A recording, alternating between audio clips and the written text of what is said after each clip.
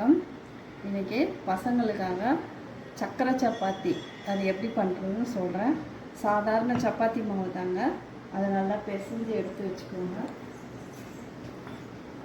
பாருங்கள், நான் சாதாரண சப்பாத்தி எங்களுக்கு சப்பாத்தி போட்டுட்டு நான் பசங்களுக்காக சக்கரை சப்பாத்தி பண்ணுறேன்.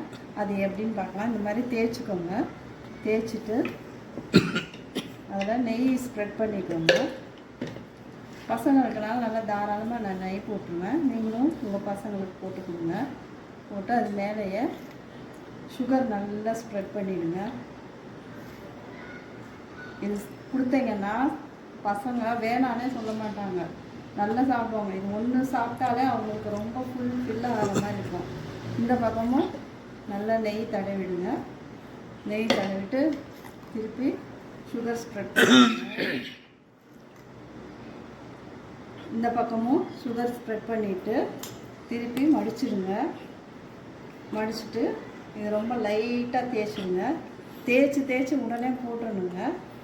இல்லைன்னா இந்த சப்பாத்தி மாவில் உள்ள ஈரப்பதத்துக்கும் இந்த சுகருக்கும் அடியில் கொஞ்சம் மெல்ட் ஆகி வெளியே வந்துடும். அப்போ தோசைக்கல்லில் போட்டோன்னா அது பிடிக்க ஆரம்பிச்சிடும். இப்போ போட்டு காட்டுறாங்க. தேய்ச்சாச்சுங்களா? தெரியுதுங்க பாருங்கள். சக்கரை அப்படியே எடுத்துகிட்டு போய் அவங்க இந்த மாதிரி தோசைக்கல்லில் போட்டுடுங்க. சப்பாத்தி அடிப்பக்கம் வெந்தவுடனே திரும்பி விட்டுடுங்க. இது மேலே கொஞ்சம் ஆயில் விட்டுக்கோங்க. ஆயிலும் நெய் கூட விடலாம். ஆயில் பக்கத்தில் இருக்காங்க, டக்குன்னு பக்கத்தில் விட்டுட்டேன். இந்த பக்கமும் எடுத்து திருப்பிக்கோங்க. பாருங்கள், நல்லா ஊற்றி வதக்கிக்கோங்க. நல்லா பொங்கி வரும் சப்பாத்தி.